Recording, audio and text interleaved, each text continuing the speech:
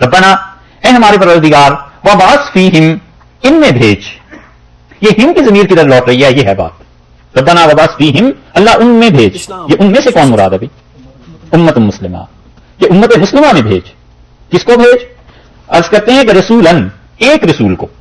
नकरा आ गया इस्लाम, एक तो रसूलन से वैसे भी माना एक रसूल के बने, और तनवीन ने इसको और ताकीद दे दी और तायीद हो गई कि एक रसूल लाइन में ऐसे भेज, मिन हम, जो इनमें से हों। फिर वही बात आ गई कि उम्मत मुस्लिमा में से। दुआ कौन मांग रहे हैं? हज़रत इब्राहीम अलैहिस्सलाम और इस्माईल अलैहिस्सलाम, उन दोनों ने दुआ मांगी कि परवरदिगार इस मुसलमान उम्मत में से हमारी जितनी ज़ुर्रियत नस्ल से मुसलमान रख, और अल्लाह इनमें से एक रसूल को भेज। तो फिर रसूल जो आने चाहिए थे वो ऐसे होने चाहिए थे जो इब्राहीम की भी औलाद में से हो और इस्माईल की औलाद में से भी हो। दुआ तो उन्होंने मांगी है, इसहाक अलैहिस्सलाम, उन्होंने तो दुआ में शिरकत ही नहीं है, वो तो यहां थे ही नहीं, तो उनकी औलाद में आखिरी रसूल कहां से आ जाते? समझ आई बात? झगड़ा चल रहा था ना यही कि उन्होंने कहा कि आखिरी नबी जिसने आना था रसूल, वो हमारे यहां आना चाहिए था। हमेशा बनी इसराइल में रसूल आते रहे, और अब आखिर पे पहुंच के बनी इस्माईल में से एक आदमी उठ के दावा करता है कि मैं रसूल हूं, तो बनी इस्माईल का तो इसमें कोई हिस्सा ही नहीं, क्योंकि पिछले 3000 बरस से रिसालत पैगंबरी वो बनी इसराइल में ही चल रही है। हत्ता कि आखिरी आदमी ईसा अलैहिस्सलाम भी हमारे बनी इसराइल में से आए। अब एक आदमी बनी इस्माईल से उठता है, इस्माईल अलैहिस्सलाम की, और वो कहता है कि मुझे खुदा ने रिसालत दे दी, हम कैसे उसे मान लें? अल्लाह ने फरमाया कि देखो उन्होंने उस वक्त दुआ मांगी थी और उस दुआ में इस्माईल भी शरीक थे, इब्राहीम अलैहिस्सलाम भी शरीक थे, तो अब रसूल ऐसा कोई ना कोई तो आना चाहिए था ना, जो इब्राहीम अलैहिस्सलाम का भी पोता हो और इस्माईल अलैहिस्सलाम का भी बेटा हो, यही नस्ल आगे चले, इसहाक अलैहिस्सलाम वाली नस्ल में नहीं। तो फिर वो एक आदमी कौन है बताओ? देखा कैसा मंतकी जवाब है। इसलिए ये जो दुआ है इससे मिलती जुलती चीज तौरात में भी आई है, बाइबल में, और कोई इससे इनकार नहीं कर सकता कि बनी इस्माईल में एक रसूल ने आना, क्योंकि उन्होंने दुआ मांगी है। अब वो कौन हो सकते हैं सिवाय रसूलुल्लाह सल्लल्लाहु अलैहि वसल्लम? इसीलिए रसूलुल्लाह सल्लल्लाहु अलैहि वसल्लम, अना दावत अबी इब्राहीम, मैं अपने वालिद इब्राहीम अलैहिस्सलाम की दुआ का नतीजा हूं। और आपने फरमाया मैं वो हूं जिसकी बशारत ईसा अलैहिस्सलाम ने दी थी, और मैं वो हूं जिसे उसकी मां ने ख्वाब से पहले जो चीज देखी थी वो मैं ही। रुय्या की उम्मी अलाहा, मेरी मां को जो ख्वाब दिखाया गया था वालिदा माजिदा को, मैं उसकी ताबीर। ये है, देखा आपने, हम जो कह रहे थे ना कि जो ऊपर आया लफ्ज़ कि मिनल बैति व इस्माईल, इस जरफ़ इब्राहीम अल क़वाइद मिनल बैति व इस्माईल, घर की बुनियादें उठा रहे थे इब्राहीम अलैहिस्सलाम के साथ इस्माईल थे, तो यहां आके काम आती है बात। अगर उसके इसहाक अलैहिस्सलाम होते तो हम कहते हैं कि इसहाक अलैहिस्सलाम फिर याकूब अलैहिस्सलाम फिर उनकी उम्मत में उनकी नस्ल में कोई आ जाना चाहिए था, लेकिन अल्लाह ने ऐसी चीज की है कि यहां बांध के रख दिया इस बात को कि सिवाय इसके कोई एक रसूल तो आना ही है। अब बताओ बनी इस्माईल में कौन आया? तो सिवाय हज़रत अक़दस सल्लल्लाहु अलैहि वसल्लम के, हुज़ूर अक़दस सल्लल्लाहु अलैहि वसल्लम का कोई बनता ही नहीं। उन्होंने कहा परवरदिगार इस उम्मत मुस्लिमा में से हो, यतलू अलैहिम आयातिका, अल्लाह तेरी आयतें उन्हें पढ़कर सुनाए। पहली बात तिलावत करे, वो जो अल्लमहुमुल किताब, और अल्लाह कुरान की तालीम दे उन्हें, किताब की, इस्लाम वल हिक्मा, और अल्लाह हिकमत की तालीम दे। वो युज़क्कीहिम, और परवरदिगार उनका तज़किया करे। इन्नका अंतल अज़ीज़ुल हकीम, और अल्लाह बिला शक व शुबा तू ही है, तेरी ही ज़ात है जो सब पर अल अज़ीज़ गालिब है, अल हकीम हिकमतों को तू जानता। यहां पे आप अगर गौर करें तो अल्लाह ताला के नाम जितने आ रहे हैं ये सब के सब अल के साथ आ रहे हैं। कई जगह पे अल्लाह के नाम बगैर अल के आते हैं, समीउन बसीर ऐसे भी आ जाता है, यहां पर हर जगह अल के साथ अस्समी अल अलीम, अत-तव्वाब अर रहीम, अल अजीज अल हकीम। ये क्यों आ रहे हैं? इसलिए कि अल्लाह ने बताना है कि इतनी तौहीद रची हुई थी उन लोगों में, शिर्क के इतने खिलाफ थे कि वो कहते हैं इन्नका अंत अल्लाह बिला शक व शुबा, आप और आप ही आप हैं अल्लाह, अल अजीज जो गालिब हैं, और तेरे गलबे के अलावा दुनिया में किसी का गलबा नहीं, किसी में ताकत नहीं। अल हकीम, और अल्लाह हिकमत भी खत्म है तुझ पे, परवरदिगार तेरे अलावा कोई ऐसा हकीम भी नहीं, दाना भी नहीं, हर चीज तेरे ही साथ। खास तुर्राए इम्तियाज है तौहीद हज़रत इब्राहीम अलैहिस्सलाम का, जिसकी सारी जिंदगी शिर्क के खिलाफ जद्दोजहद में गुजरी है। वो कैसे इन बातों को बार बार अल्लाह के सामने अर्ज न करे? इसीलिए ये हर जगह मिलेगा आपको। तो उन्होंने अर्ज किया कि परवरदिगार चार चीजें हों, यतलू अलैहिम आयातिक, तेरी आयात उन पर पढ़े, वो जो अल्लमहुल किताब, किताब की तालीम दे, वल हिकमा, और हिकमत की तालीम दे, वो युज़क्कीहिम, और अल्लाह उनका तज़किया करे। ये आयत एक और जगह भी आई है, सूरह आल इमरान देखिए आप, वहां पे भी आई है, चौथे पारे में तीसरी सूरत है ये, और 164 नंबर आयत है इसकी। लक़द मन्नल्लाहु अलल मोमिनीन, और अल्लाह ने बहुत ही एहसान किया ईमान वालों पर। लक़द मन्नल्लाहु अलल मोमिनीन, और अल्लाह ताला ने बहुत ही एहसान किया ईमान वालों पर। इस बात फीहिम रसूलन मिन अनफुसिहिम, जब अल्लाह ने एक रसूल को भेजा। यहां पे हाथ रख के पीछे भी लफ्ज़ देखते जाइए। उन्होंने दुआ क्या मांगी है? उन्होंने कहा रब्बना वबास फीहिम रसूलन, एक रसूल भेज। अल्लाह ने फरमाया रसूलन, हमने एक रसूल को भेजा। दुआ पूरी हुई ना उनकी। मिन अनफुसिहिम, अल्लाह ने फरमाया कि उन्होंने हमने ईमान वालों पे एहसान किया, रसूल भेजा मिन अनफुसिहिम, उन्हीं में से। उन्होंने कहा था रसूल मिनहुम, अल्लाह उम्मत मुस्लिमा में से, अल्लाह ने कहा उम्मत मुस्लिमा में से भेजा है। अलल मोमिनीन, ईमान वालों पर एहसान किया।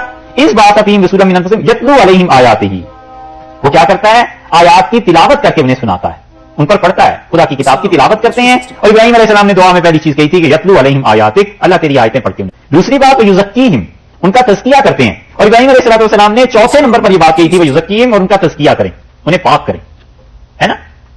समझ आ रही? اچھا وَيُعَلِّمُهُمُ الْكِتَابَ وَالْحِکْمَةَ، اور انہیں تعلیم دیں کتاب کی اور حکمت کی. دیکھ لیجئے کہ انہوں نے عرض کیا تھا وَيُعَلِّمُهُمُ الْكِتَابَ وَالْحِکْمَةَ، اللہ نے کہا اور وہ تعلیم دیتے ہیں تمہیں کتاب کی اور حکمت کی. چاروں چیزیں جو انہوں نے مانگی تھی، چاروں چیزیں اللہ نے یہاں پہ جمع کر. اس مقام کو رکھیے گا اپنے پاس ہی. اب آپ آل عمران کے بعد ایک اور آیت دیکھیے سورہ جمعہ میں 28ویں پارے میں سورہ جمعہ میں آیت دی، اور ترتیب کو ذرا خیال میں رکھیے کہ ترتیب حضرت ابراہیم علیہ السلام کے یہاں کیا ہے اور ان دونوں آیتوں میں کیا ہے.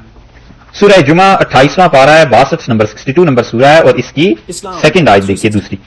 هو الذی بعث فی الامیین رسولا منہم، اور وہ اللہ کی ذات جس نے ان ان پڑھ لوگوں میں، امیوں میں ایک رسول صلی اللہ علیہ وسلم کو بھیجا. وہاں بھی یہ کہا تھا نا رسولا منہم، یہاں بھی آ گیا یتلو علیہم آیاتہ، اور وہ تلاوت کرتے ہیں ان کے اوپر اللہ کی آیات کو. ہر جگہ پہلے آیا ہے کہ اللہ کی آیات کو تلاوت کریں. ابراہیم علیہ السلام نے بھی پہلے یہی مانگا ہے، سورہ آل عمران میں بھی آیا ہے، یہاں بھی. وَيُزَكِّيهِمْ، اور اللہ وہ کیا کرتے ہیں، رسول اللہ صلی اللہ علیہ وسلم ان کا تزکیہ کرتے ہیں، انہیں پاک کرتے ہیں. یہی ترتیب سورہ آل عمران میں بھی ہے نا دوسرے نمبر پہ. اور جو حضرت ابراہیم علیہ السلام کی دعا جہاں پڑھ رہے ہیں وہ آخر پہ چلا گیا وہاں. ٹھیک ہے. وَيُعَلِّمُهُمُ الْكِتَابَ وَالْحِکْمَةَ، اور اللہ کتاب اور حکمت کی انہیں تعلیم دے. جو جمعہ میں ہے وہی آل عمران میں ہے. یہی ہے نا ترتیب، تو وہی ہو گئی. ٹھیک ہے. اب آپ ایک کسی آیت کو سامنے رکھ لیجیے، یا آل عمران والی یا جمعہ والی، جو بھی آپ چاہیں. وَإِن كَانُوا مِن قَبْلُ لَفِي ضَلَالٍ مُبِينٍ، اور اس سے پہلے لوگ گمراہی میں تھے. اس سے معلوم ہوتا ہے کہ رسول اللہ صلی اللہ علیہ وسلم کے 4 منصب ہیں. حضرت ابراہیم علیہ السلام نے تو دعا مانگی، انہوں نے تو کوئی ترتیب کی نہیں. انہوں نے کہا اللہ ان میں سے ایک ایسا رسول بھیج دے علیہ السلام. اور اللہ تعالیٰ نے جب گنوایا ہے کہ ہم نے تم پر احسان کیا کہ رسول اللہ صلی اللہ علیہ وسلم کو بھیجا ہے تم نے، تو اللہ نے ہر جگہ اس کی دونوں جگہ پر ترتیب لگا دی ہے کہ سب سے پہلے تو وہ یہ کرتے ہیں کہ آیات کی تلاوت کرتے ہیں، دوسرے تزکیہ، تیسرے کتاب کی تعلیم، اور چوتھے حکمت. یہ ترتیب جو ہے اس پہ شاہ ولی اللہ محدث دہلوی رحمۃ اللہ علیہ نے بھی لکھا ہے. اور ہمارے اساتذہ یہ کہتے تھے کہ ٹھیک رسول اللہ صلی اللہ علیہ وسلم کی نیابت اور ان کی خلافت اور ان کا منصب، اس میں یہی چیز. شاہ ولی اللہ رحمۃ اللہ علیہ کہتے ہیں کہ رسول اللہ صلی اللہ علیہ وسلم کی خلافت 2 طرح سے امت میں چلی. ایک تو خلافت ظاہر کے اعتبار سے چلی کہ خلفاء ہوتے رہے، بادشاہ ہوتے رہے، امیر المومنین ہوتے رہے، حکمرانی انہوں نے سنبھالی. انہوں نے کہا رسول اللہ صلی اللہ علیہ وسلم کی دوسری خلافت جو چلی ہے وہ شخصیات تھیں جن میں یہ چاروں چیزیں جمع ہو گئی کہ اللہ کے وہ اچھے بندے جو بیک وقت اللہ کی کتاب پہ بھی عبور رکھتے تھے، رسول اللہ صلی اللہ علیہ وسلم کی سنت کو بھی سمجھتے تھے، اور تزکیہ بھی کر سکتے تھے. جس شخص میں بھی یہ ساری چیزیں جمع ہو گئی تھیں وہ حقیقت میں رسول اللہ صلی اللہ علیہ وسلم کی خلافت تھی. اور وہ شاہ صاحب کہتے ہیں امت میں اب تک چل رہی ہے. اور ایک جگہ اپنے متعلق لکھتے ہیں کہ اس زمانے میں میں صحیح وارث ہوں حضور اکرم صلی اللہ علیہ وسلم کی خلافت کا. شاہ صاحب نے بڑے بڑے دعوے لکھے ہیں، ایسے دعوے لکھے ہیں کہ آدمی اگر ذرا سا بھی ناواقف ہو تو حیران ہو جائے کہ حضرت یہ لکھتے کیوں. اور ایک جگہ شاہ صاحب لکھتے ہیں کہ مجھے کہا گیا کہ یہ چیز لکھو، مجھے کہا گیا کہ لوگوں کو بتاؤ. بڑے آدمی تھے. 4 چیزیں اللہ نے کہیں کہ ایک تو وہ آدمی ہونا چاہیے جو تلاوت کرے.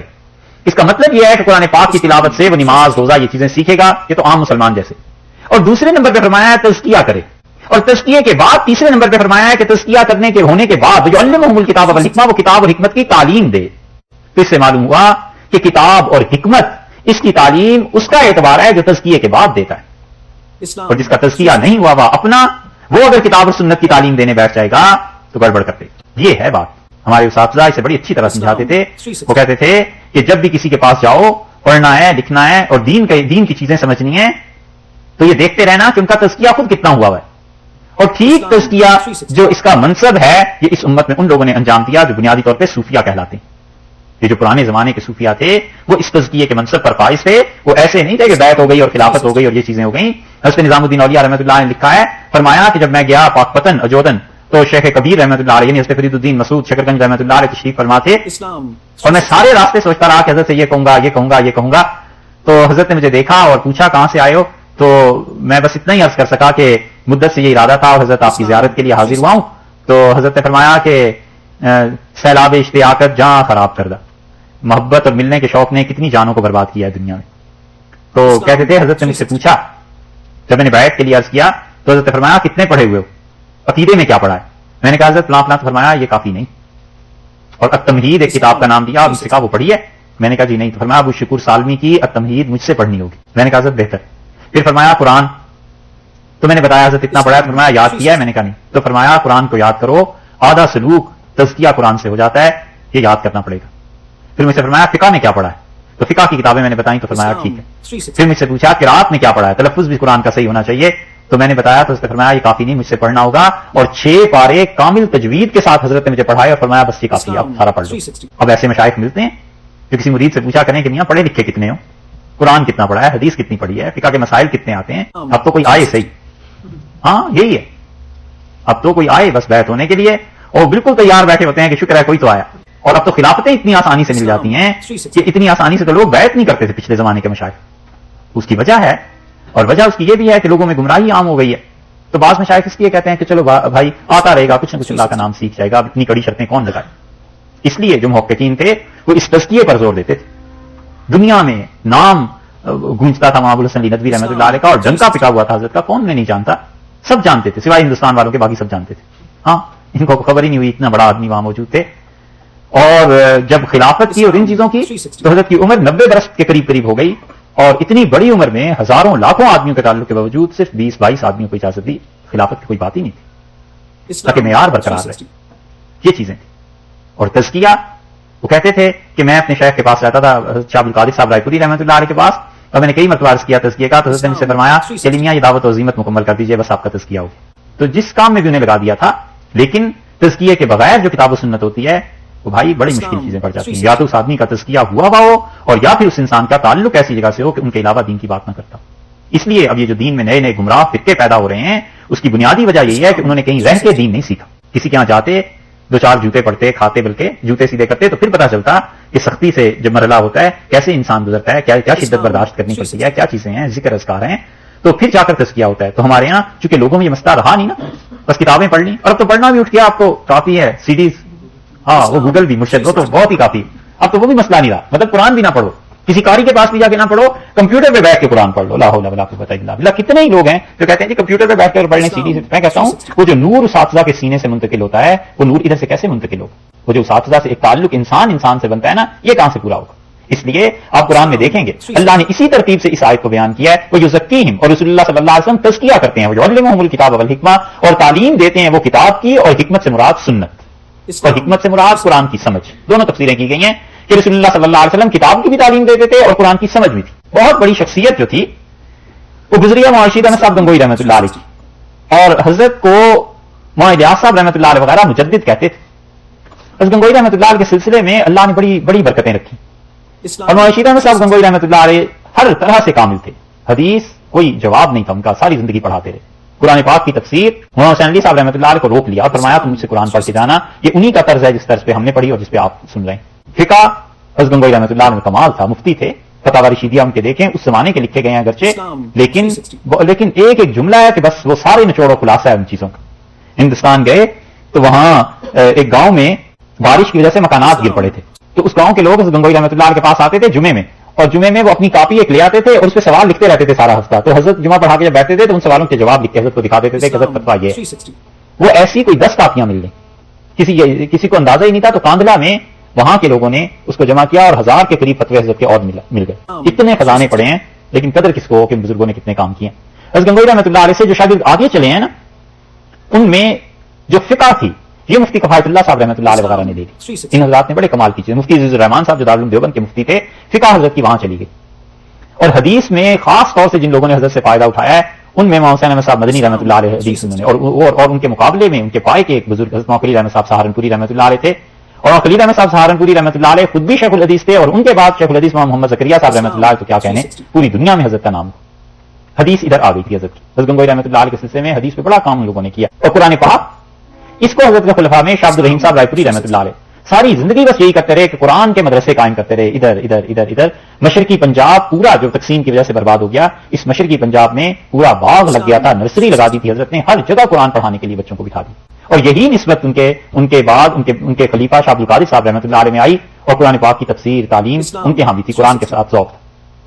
اور شاہ عبدالقادر صاحب رحمۃ اللہ علیہ کے بعد قرآن پاک کی یہی نسبت شیخ میں آئی, مولانا ابوالحسن علی ندوی رحمۃ اللہ علیہ میں. وہ ہم سے خود کہتے تھے کہ میری کوئی تقریر ایسی زندگی میں نہیں ہے جس کا تانا بانا قرآن سے نہ ہو. اور بارہا ایسے ہوا کہ تقریر کرنے کھڑے ہوئے تو انہوں نے کہا جو آیت پہلے پڑھی ہے اس قاری نے, بس ہمیں اس سے اپنی تقریر کا مواد مل گیا ہے, بس قرآن پاک سے ہم بات کرتے ہیں. اور یہ بھی ہم سے کئی مرتبہ فرمایا کہ قرآن پاک کے علاوہ کسی بات سے جی نہیں چاہتا ہم تقریر کریں کچھ. اور قرآن پاک کو انہوں نے تفسیر کو ندوہ میں پڑھایا بھی, اور پڑھا بھی سید سلیمان ندوی رحمۃ اللہ علیہ سے. تو قرآن جو حضرت گنگوئی رحمۃ اللہ علیہ کا ایک چیز تھی, اللہ کا انعام تھا, وہ اس شاخ میں آ گئی. اگرچہ یہ سارے حضرات ان پہ غلبہ اور چیزوں کا بھی رہا ہے, مثلا حدیث والے بھی قرآن پڑھتے تھے, فقہ والے بھی قرآن پڑھتے تھے, لیکن امتیاز حضرت گنگوئی رحمۃ اللہ علیہ کے یہاں سے یہ چلا, اور سب کا تزکیہ تھا. تو اس لیے جو تزکیے کی شرط ہے نا, یہ جہاں نہیں پائی جاتی, محض کتابوں سے علم اور میں اس گھر میں بیٹھ کے پڑھنے سے اور اس حادثہ سے تعلق نہ رکھنے سے یہ بڑا مشکل مسئلہ ہے. تو اس لیے آپ کو بتایا ہے کہ ترتیب دیکھیے وہ وہاں وہی ترتیب ہے کہ وہ قرآن کی تلاوت کرتے ہیں اور تزکیہ کرتے ہیں اور تزکیے کے بعد کتاب و سنت کا ہی، کیونکہ اس میں اپنے نفس کی آمیزش شامل نہیں ہوتی. فتویٰ دیتے ہیں تو کھڑا دیتے ہیں کیونکہ اپنے نفس سے مٹے ہوئے ہوتے ہیں یہ چیز. اور یہی قرآن پاک کی نسبت حضرت الیاس صاحب رحمۃ اللہ علیہ میں آ گئی. وہ بھی اس گنگوئی رحمۃ اللہ علیہ سے بیعت ہو گئے تھے بچپن میں. اور مولانا الیاس صاحب رحمۃ اللہ علیہ نے علی میاں صاحب رحمۃ اللہ علیہ کہتے تھے کہ دہلی میں حضرت تشریف لائے ایک دن ہمارے کمرے میں اور دروازے کی چوکٹ پکڑ کے کھڑے ہو گئے اور میرے ماتھے کو چوما. مجھ سے کہا علی میاں تمہیں کیا دیں؟ میں چپ رہا.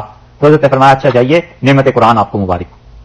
حضرت کہتے تھے میں قرآن پاک کی تفسیر بیان کرتا تھا کچہری روڈ لکھنؤ میں مسجد تھی. اور فرمایا حضرت کے کہنے کے بعد ایسے ایسے اثرات آنے لگے، ایسی ایسی چیزیں قرآن پاک کی کھلنے لگیں کہ میں نے اس درس کو ختم کر دیا. میں نے کہا یہ باتیں اگر میں نے لوگوں سے بیان کی تو لوگ مجھے مار ڈالیں، اتنا علم اللہ نے.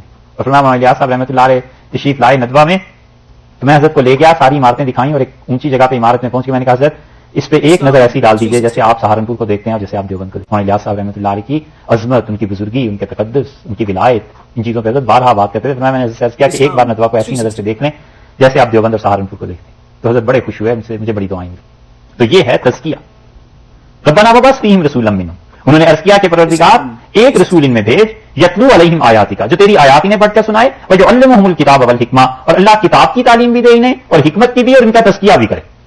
یہاں پہ ابراہیم علیہ السلام نے دعا مانگی جیسے آدمی مانگتا ہے، لیکن اللہ نے بتایا کہ ہم نے کیسے احسان کیا ہے کہ وہ رسول اللہ صلی اللہ علیہ وسلم قرآن کی آیات پڑھتے ہیں اور تمہارا تزکیہ کرتے ہیں اور تزکیے کے بعد تعلیم دیتے ہیں پھر اسی کتاب کی اور سنت کی.